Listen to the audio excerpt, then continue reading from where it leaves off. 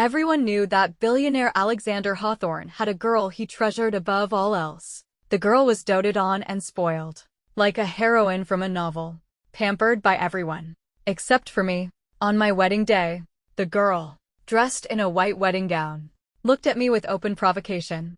The one who isn't loved is the real homewrecker. So, what if you marry Alexander Hawthorne? I'm still the woman who holds his heart. At her words, the corners of my lips curled up. I turned and slapped Alexander square across the face. Are you a corpse? The other woman is right here at our doorstep. And you're playing deaf and dumb. On my wedding day, Ava Hawthorne, dressed in a white wedding gown, stood before me in front of everyone and looked at me with open provocation. The one who isn't loved is the real homewrecker.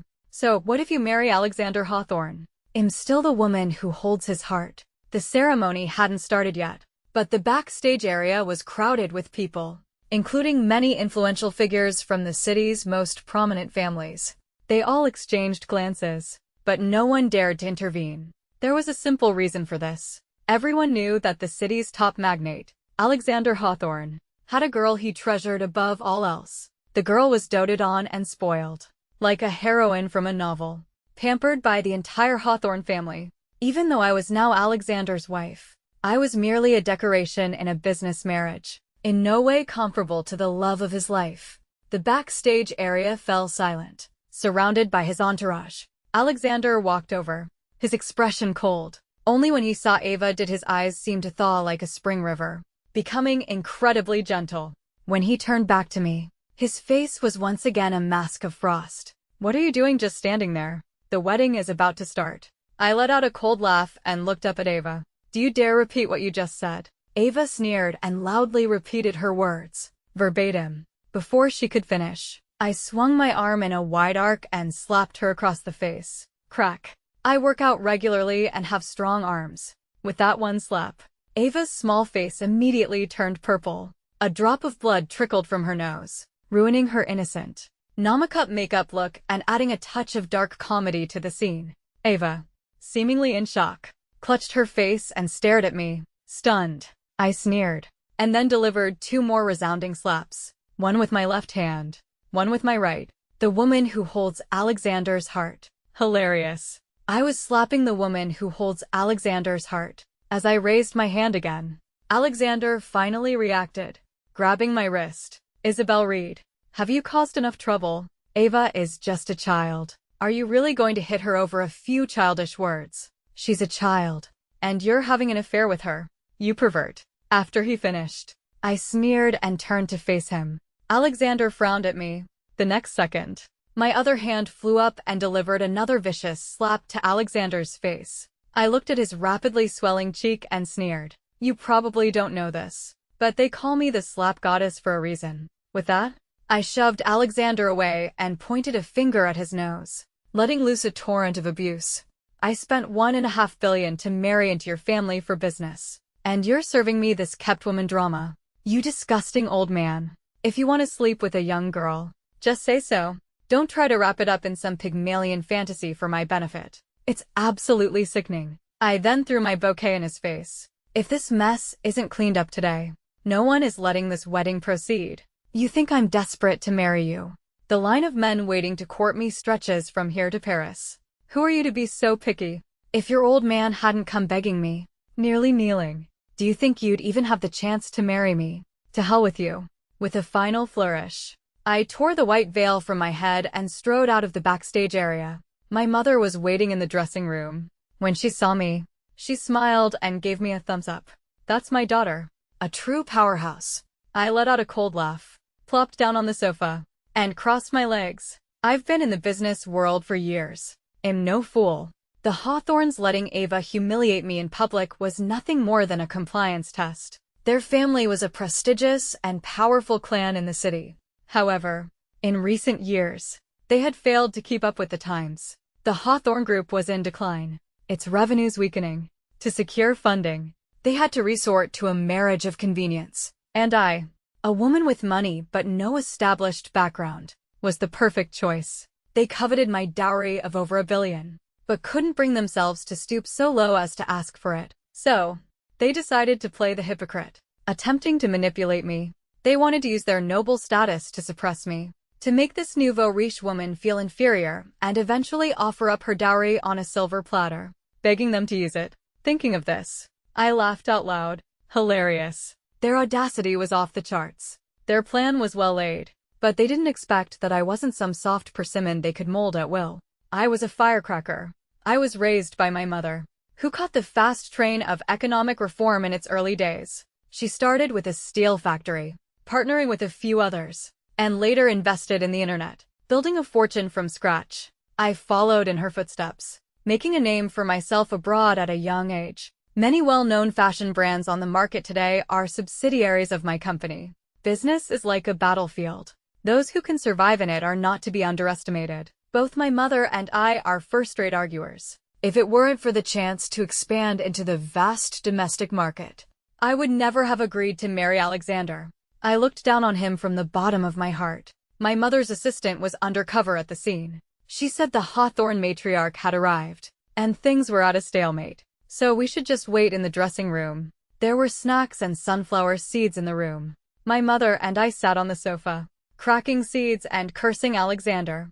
In this society, if a woman shows even a hint of weakness, she will be devoured by men. Having fought in the business world for years, my mother and I knew this well. Thus, we both had fiery tempers and could raise our voices when necessary. We knew the Hawthorns had people eavesdropping outside the dressing room, so we made sure to yell as loudly as possible.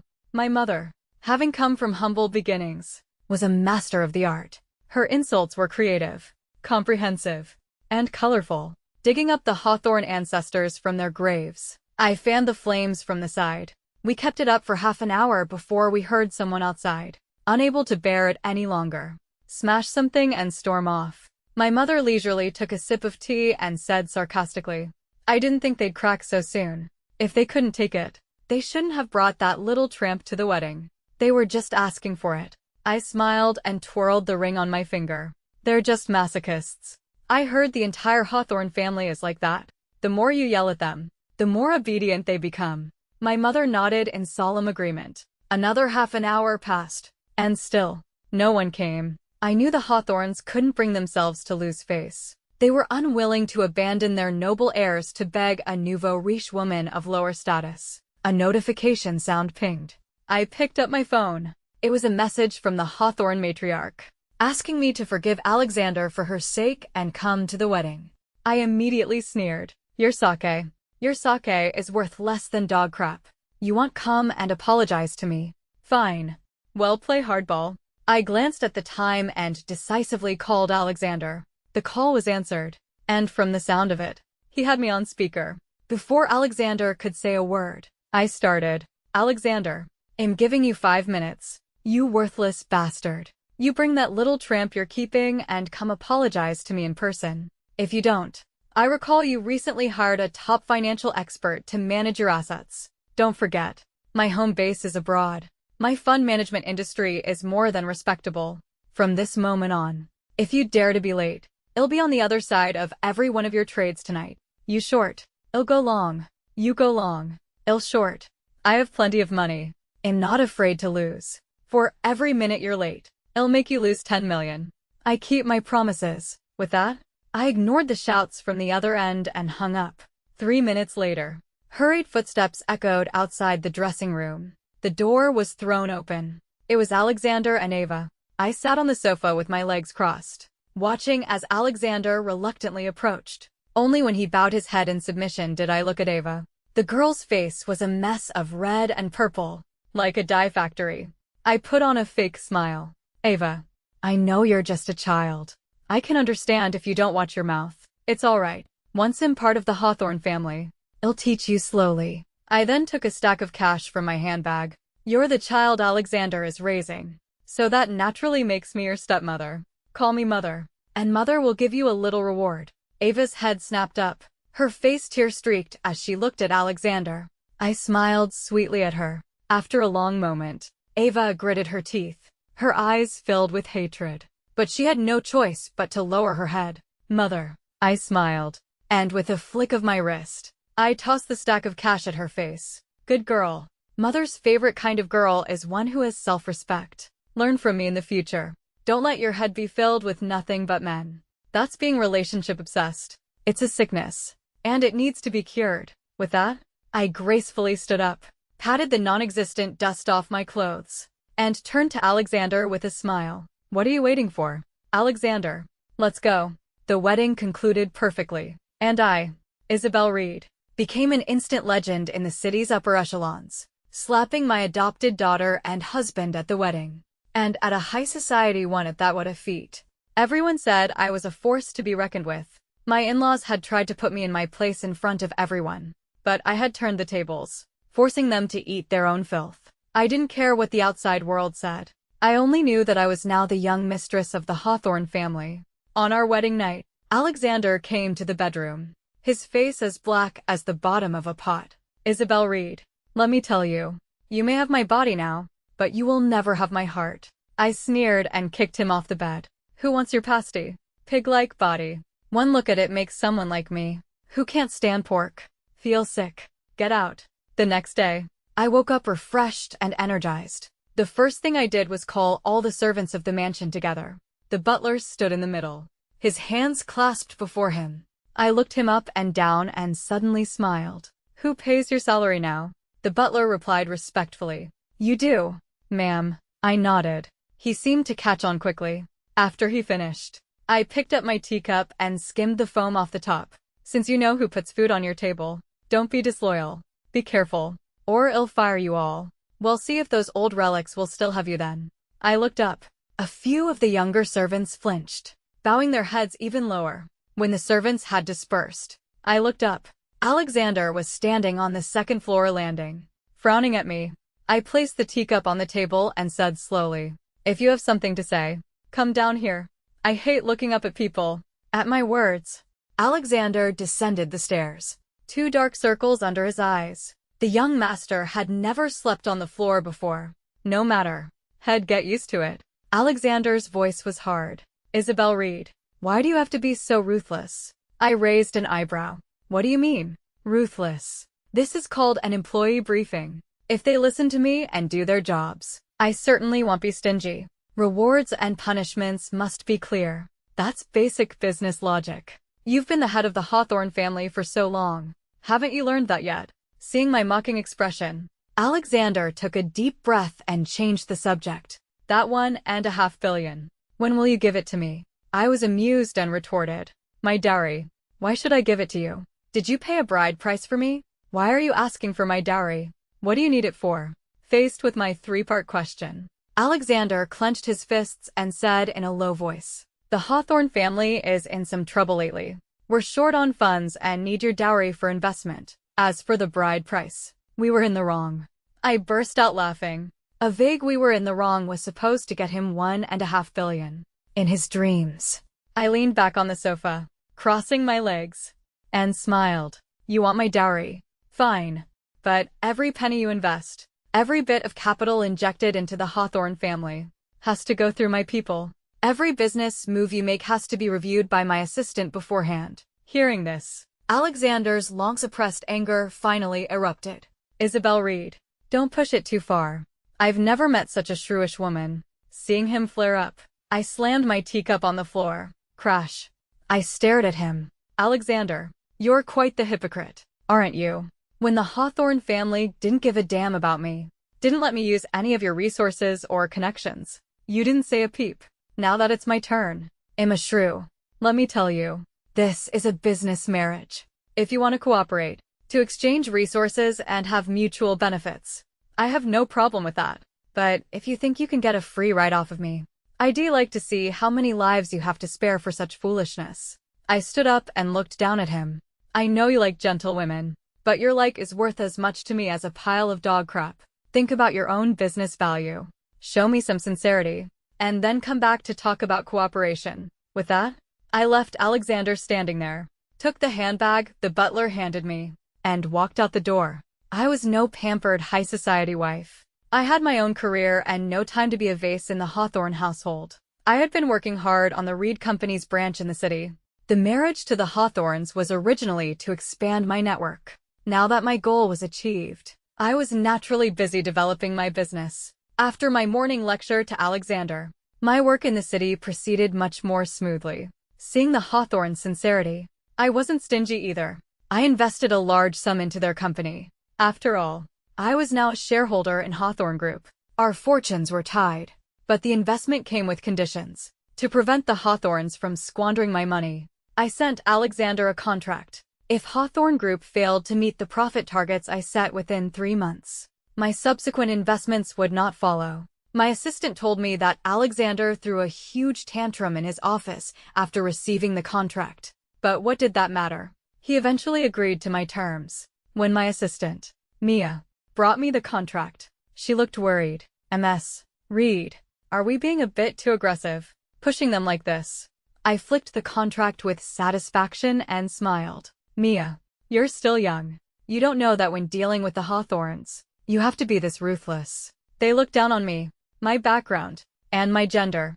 In today's society, the demands on women are too harsh. Women must be gentle, must be subservient. As soon as they exhibit masculine traits, people immediately label them unruly or unmarriageable. My current actions were just normal business practices. Yet Alexander found me aggressive and not a good woman. To hell with good women. Under my high-pressure policy, the great ship of Hawthorn Group finally began to move. Terrified I would pull my investment, Alexander worked himself to the bone, innovating within the company. There were high-level personnel changes, and internal turmoil brewed. Every night, Alexander came home late. Only when the construction of my city branch was complete did I remember I had a stepdaughter named Ava. The butler informed me that her birthday was approaching. As was customary, Alexander would throw a lavish party at the mansion. I followed tradition and even spent a little extra on a set of jewelry for her. Seeing Ava's feigned aloofness, her eyes betraying her delight, a small smile played on my lips. Let her be smug. She wouldn't be in the Hawthorn house for much longer anyway. At the party, I wore a deep red, form-fitting dress, and around my neck was a ruby necklace my mother had just acquired at an auction. The main stone was as red as blood, looking both dangerous and beautiful. In contrast, Ava wore a pale pink cheapao, her long hair curled and cascading over her chest. She looked artfully disheveled and pitifully innocent. Alexander looked at Ava with tenderness, but his brow furrowed when his eyes turned to me. I paid him no mind, reapplying my lipstick in the mirror. At the party, I entered with my arm linked through Alexander's. The crowd exchanged glances, but no one spoke. I knew they were used to seeing Alexander and Ava together. They were naturally unaccustomed to me, with my flamboyant personality. But they would soon change their minds about me.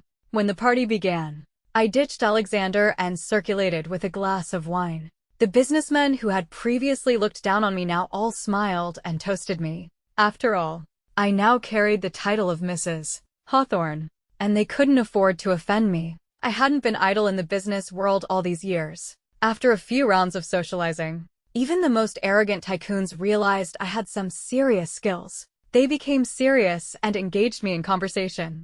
After a few drinks, I excused myself to the restroom to catch my breath. As I was fixing my hair in the mirror, I suddenly heard the voices of a few young girls. A girl in a pink dress said to her companion, "I didn't expect Ava's stepmother to be so formidable. She looks tough." Another girl sneered, "So what if she's tough? Our families are powerful enough that we don't have to suck up to her. Ava's enemy is our enemy. Don't you dare be nice to her." I scoffed. It was laughable. A bunch of wet behinthers kids trying to ostracize me. Your families may be prominent, but you're not calling the shots yet. By the time you are, you'll have put down deep roots in this city. I won't care who you are. You'll have to work with me. I couldn't be bothered to listen to their childish squabbles anymore. I fixed my hair and went back. When I returned to the party, Ava was already standing next to Alexander. Alexander looked at her with melting tenderness. "Today is our Ava's 18th birthday. I wish our Ava peace, safety, and happiness every day." He then picked up a crown from a velvet cushion and placed it on her head. It was an antique he had bought at an auction, worth a fortune. A girl in the crowd couldn't help but whisper to her companion, "It seems the Hawthorns still value Ava very much." Ava looked up and saw me, her gentle face full of provocation. I ignored it completely. Ava put on an innocent smile. "Mother, what are you planning to give me?" with Alexander's grand gesture. If I didn't give something valuable, I'd be criticized for being a cheap nouveau riche. And more valuable than an antique would be company shares. But a strange smile spread across my lips. I clapped my hands. The butler brought over an exquisite tray. I whipped off the red cloth. It was a simple letter. Ava opened it dismissively, but her eyes widened in shock and disbelief as she read the contents. I met her gaze with a smile, my voice gentle. Mother knows you're a good student with high standards for schools. So Mother asked Professor Samuel Reed to write you a letter of recommendation to the law school at the University of Munich. On your 18th birthday, Mother wishes you a bright future and a wonderful life of your own. At that, the look in Ava's eyes completely changed. Having grown up in a prestigious family, she was worldly. Although Alexander was important to her, right now, the offer was more important. Especially a personal letter of recommendation from Professor Samuel Reed, something Alexander couldn't get even if he begged. At that moment, Ava finally called me mother with genuine feeling. The smile on my face deepened with meaning. Go ahead. Study at the University of Munich's law school. You'll be so busy you won't make a peep. After all, the 3 years of undergraduate studies in Germany would be the most meaningful 7 years of her life. By the time she painstakingly graduated and returned, I guaranteed she'd be so spiritually cleansed that she wouldn't have the slightest interest in Alexander anymore. After all, even a smart person like me barely avoided repeating a year there. Someone like Ava, with a bit of cleverness but an inflated sense of self, was guaranteed to have a miserable time. The silly girl was still thanking me profusely. I, in turn, put on the air of a benevolent mother and graciously accepted her thanks. The party was filled with a happy atmosphere, with the exception of Alexander and the Hawthorne family, whose faces were stiff. I glanced at them but said nothing. I knew what they were up to. They had been dragging their feet on finding a school for Ava, wanting to keep her in the country. They wanted her here to antagonize me, to distract me with domestic drama while they used my dowry for their business activities, hoping I wouldn't notice. But what kind of person was I? I would never get bogged down in sentimental nonsense. A letter of recommendation that was impossible to refuse shut the Hawthorns up and dealt with the little pest Ava at the same time. After receiving the letter, Ava began to study the language. She didn't have much time, and German was not as simple as she had imagined. Even with her previous foundation, in-depth study was a struggle, not to mention her other subjects. I hired several hind tutors for her at great expense, who came to the Hawthorne mansion for non-stop lessons every day. Alexander watched from the side but couldn't find any fault. The moment he tried to get Ava to confront me, I would stop him with a smile. Darling, Ava is at a critical juncture right now. Since you love her, don't distract her at a time like this. I may not be very educated, but I know that knowledge is the most valuable thing. Ava enjoys this. Isn't that a good thing? I would smile at him, my eyes crinkling, and he would look away, flustered, especially the not very educated part. It made him squirm. He used to look down on me, not even bothering to learn about my background. It wasn't until I produced Samuel Reed's letter of recommendation at Ava's birthday party that he became wary. A graduate of the University of Munich's law school, with a double major in law and finance. During my master's studies, I met the founder of a luxury brand by chance, found my entrepreneurial direction, and decisively dropped out to create my own brand. At only 28, I had a vast fortune but kept a low profile, only entering the domestic market this year.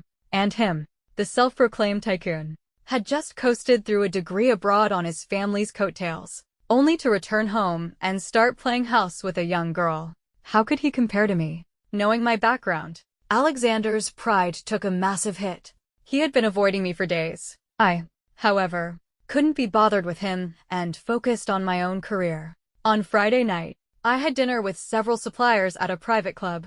The ambience was pleasant, with a winding stream and a highly skilled zither player, whose southern tunes were melodious and captivating. After several rounds of negotiation, I managed to get what I wanted at the lowest price within their acceptable range. A pot-bellied middle-aged man sighed. Ms. Reed, doing business with you is truly a challenge. I smiled brightly and raised my glass to him. Mr. Wang, you flatter me. The feeling is mutual. After a few drinks, I excused myself to the restroom to catch my breath. The view from the rooftop was nice. I was just about to pull out a lighter when I heard a familiar voice. It was Alexander and the Hawthorne matriarch.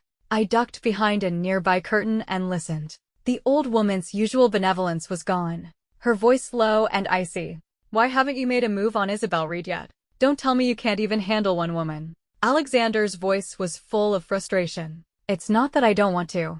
It's that Isabel is too vigilant. She's not a pushover. We can't just get our hands on that $1.5 billion. The old woman sneered. She's just a woman. How capable can she be? Your sister-in-law was a tough nut to crack too. But didn't she spit out her entire dowry in the end? The rooftop fell silent. The old woman continued slowly. Since she's unwilling to give up the dowry. Fine. Turn her into a vegetable. Won't her money be ours then? Just like we did to your sister-in-law. Don't tell me you can't even handle such a small matter. Hearing this, I froze, a sarcastic smile flashing in my eyes. So, the Hawthorne family was not a good one. After all, after the mother and son left, I was about to step out when I heard footsteps. The next second, a gentle voice spoke. Ms. Reed, did you hear all of that? I pulled back the curtain and looked up. A tall, slender man stood before me. A white shirt with a subtle pattern, a gray sweater, and the metal-framed glasses of a sophisticated villain. It was the professional manager of Hawthorne Group, and also the family's illegitimate son, Damien Hawthorne. This illegitimate son, who grew up in the slums until he was 15 and then entered the world of the rich to survive, had a surprisingly strong backbone. After struggling in the Hawthorne family for 3 years, he went to study in the United States at 18 and, upon his return, chose to remain loyal to Hawthorne Group. I twirled a lock of my hair and looked up at him lazily. Mr. Hawthorne, you went to such great lengths for me to hear all that. What can I do for you? Damien chuckled, not beating around the bush. He stated his ambition plainly. I want the entire Hawthorne family. Work with me. When it's done, I'll give you 6% of Hawthorne Group shares, and I'll return your $1.5 billion with interest. I looked him up and down and then decisively shook his hand. Deal. The reason I could so easily cooperate with Damien was simple. His background played a large part. The foolish and lecherous old Mr. Hawthorne. The strong and sinister Hawthorne matriarch. Damien's mother who was taken by force. And then Damien. The illegitimate son. Moreover, Damien's position as a professional manager had long been a thorn in Alexander's side. If it weren't for the board's repeated objections, Alexander would have ousted him long ago. At this point, even if Damien wanted to stay out of the fray, he had to fight. And he was an ambitious man. After agreeing to cooperate with Damien, I didn't make any rash moves. I continued as usual, going to work every day. I would occasionally play the mother figure, showing concern for the exhausted Ava, and then use sharp words to humiliate Alexander. A man like Alexander was weak when you were strong, and strong when you were weak. Under my high-pressure tactics, he didn't dare to make a peep. It wasn't until I had established my branch in the city and began to take a large chunk of Hawthorne Group's profits as an investor that the Hawthorne matriarch could no longer wait. After I took my share of the money, she slammed the table. In front of a large group of shareholders, she pointed at Alexander's nose and shouted, "How did I raise such a useless son?" Then, with a dark face, she stormed out. When Damien recounted this to me, I roared with laughter. When I finished, Damien picked up his coffee cup and said, "But Ms. Reed, you need to be careful. Even the old woman is angry now, so it won't be long before they make a move on you." I scoffed. The Hawthorne family is in this pathetic state because of that old woman with a silver tongue and a heart of poison. So what if I take 40% of the profits? If it weren't for my investment, they wouldn't have a single penny right now. Damien nodded. The Hawthornes are used to taking advantage. That's just how they are. Be careful now. I have people around the old woman. When she makes a move on you, I'll warn you. After our discussion, we chatted a bit more about our cooperation and then went our separate ways. There are simple ways to make someone legitimately disappear from this world. Poison. A car accident. Poison comes in 2 forms, slow-acting or immediate. Since my return, I had been frequently in the public eye, so an immediate death would be too obvious. That left slow-acting poison. But in the current situation, I was like a sponge, madly absorbing water, expanding my territory every moment. Every day of delay meant another piece of Hawthorne's dominance in the city was eroded by me. A slow-acting poison was too slow. By the time I showed symptoms, Hawthorne Group would probably be the Reed Group. In comparison, a car accident was the most cost-effective way to get rid of me. Damien said that old hag was an expert at using car accidents to cover up her crimes. His own mother had lost her life in a car accident planned by the old woman. Today, although the matriarch was still powerful, he was no longer the same person. Damien assured me that as soon as he got news, he would inform me. After all, he and I were in the same boat now. The day of the plan arrived quickly. To burnish Ava's credentials, Alexander had built an art museum for her, exhibiting her oil paintings. The museum's construction had just been completed. As the owner, Alexander naturally had to attend the opening ceremony. I had always despised Alexander and refused to ride in the same car with him. This time was no exception. Ava had to study, so only Alexander and I were going. Just before we left, my secretary made an urgent call. The original supplier had suddenly jacked up the prices, and I needed to go to the company for negotiations immediately. After taking the call, I informed Alexander and told him to go on ahead. Although he had his complaints, he was too afraid of my wrath to say anything and left first. His usual car had just been found to have a minor system issue half an hour earlier. Thinking it was a hint from his mother, Alexander obediently switched to the car I usually used. 5 minutes after Alexander left, I randomly picked a car from the garage and went to my company. The supplier issue was real, but I was no fool. A problem I had anticipated was easily solved. An hour later, after resolving the supplier issue, I received a call from the police as I was leaving the meeting room. They said my husband, Alexander Hawthorne, had been in a serious car accident. His brains were splattered. They asked me to come to the hospital immediately. I immediately said I would be there as soon as possible and asked the doctors to do everything they could, regardless of the cost. By the time I arrived at the hospital, the Hawthorne matriarch was already waiting outside the operating room. When she saw me, the hatred in her eyes was almost tangible. "Isabel Reed, you bitch. Why did you harm my son?" She lunged at me, beating my chest. "He's the only son I have left. Why did you have to harm him?" My assistant, Mia, strong and sturdy, pushed her away, her face like frost. "Ma'am, we understand your anxiety when your son is in trouble, but don't you go slinging mud. Ms. Reed just rushed over from her company. How could she have had time to plot against your son? On the other hand, the road was so wide. Why did the truck driver have to hit the car Ms. Reed usually drives?" Mia, well trained by me, had a fierce look in her eye. The Hawthorns all looked away. "Guilty." Damien, standing to the side, stopped the old woman. "Mother, before the police have finished their investigation, perhaps you should focus on my brother. He shouldn't have said anything." Hearing Damien, the old woman turned on him, her eyes filled with malice.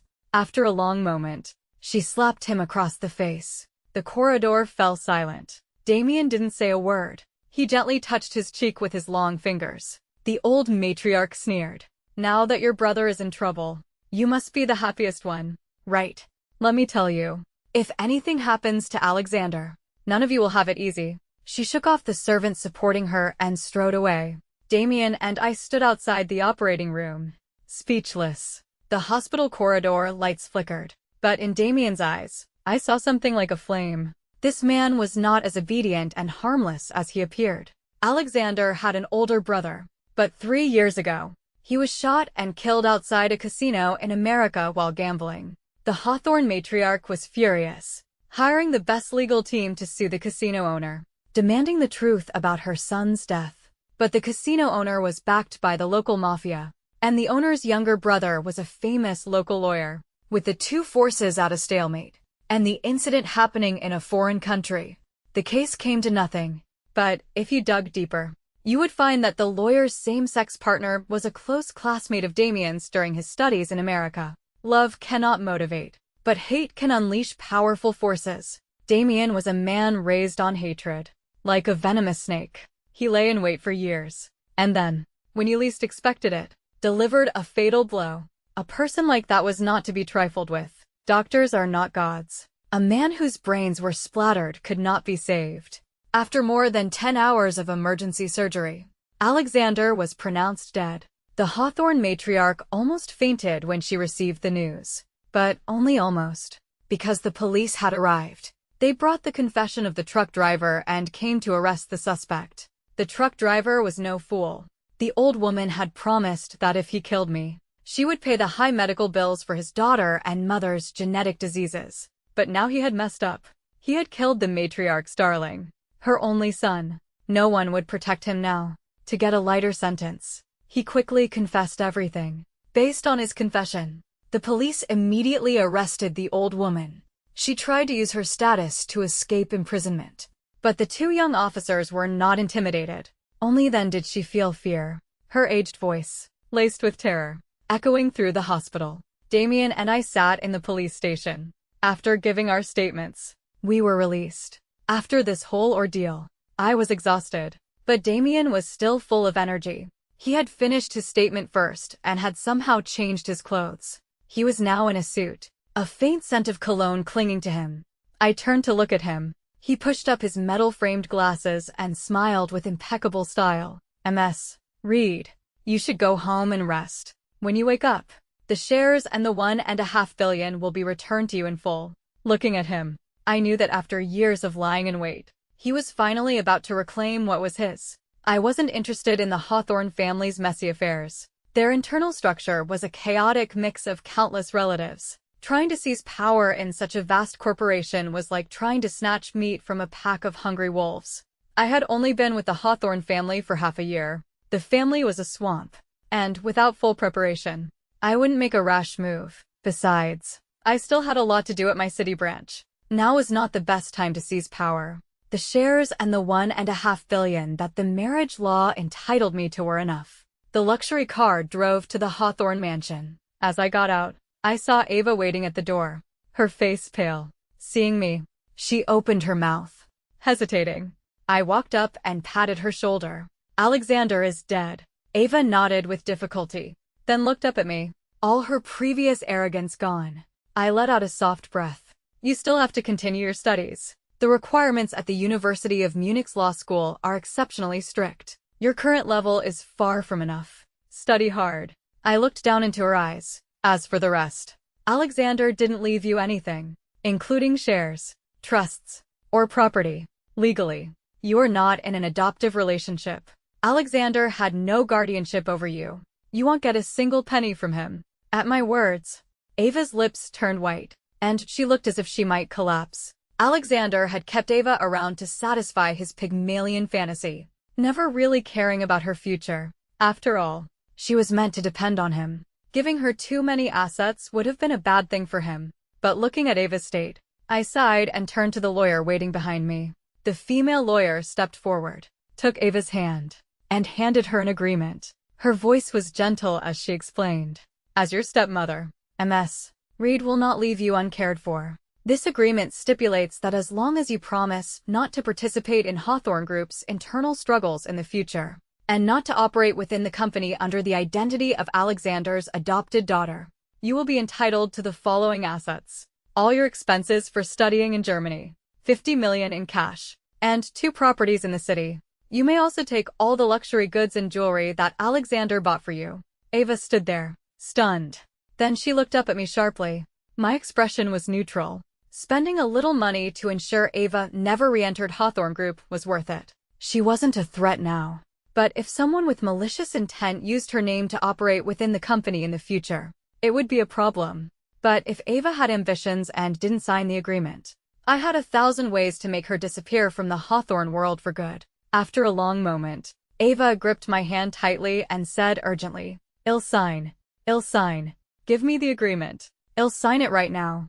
Hearing her words, I smiled with satisfaction. The jewelry Alexander had bought her was worth more than $50 million alone, combined with the cash and property I was giving her. As long as she behaved, it was enough for her to live a life of comfort and luxury in the city forever. At the start of the school year, after seeing Ava off, I began to handle the shares and assets I inherited from Alexander. Although this business marriage was short, from a commercial perspective, I had profited greatly. Even though Damien held the majority of the shares, my holdings were enough to get me a seat on the board. On the day I went to Hawthorne Group, I met Damien. He was already looking dapper and stylish. He greeted me with a smile and invited me for a cup of coffee. I accepted. In the coffee shop downstairs from the company, Damien brought 2 freshly made coffees to my table. I took the coffee and smiled. I thought you would invite me somewhere more upscale. Damien smiled and shook his head. Sitting down and looking out the window, sunlight streamed through the floor-to-ceiling windows, casting a bright arc on his face. But in that light, I saw a hint of sadness. After a moment, Damien said, as if in a daze, "When I was a kid, I used to pass by here on my way to school. I would look through the window at the white-collar workers inside. I thought to myself, one day, I'll work here, make money, and support my mother. Later, I became the master of this place. But my mother was gone." Hearing him, I fell silent. A while ago, Damien had reopened his mother's case, demanding a retrial. He claimed his mother's death was not an accident, but a murder orchestrated by the Hawthorne matriarch. The chain of evidence he presented was complete and irrefutable. The old woman was charged with intentional homicide, among other crimes, with multiple offenses.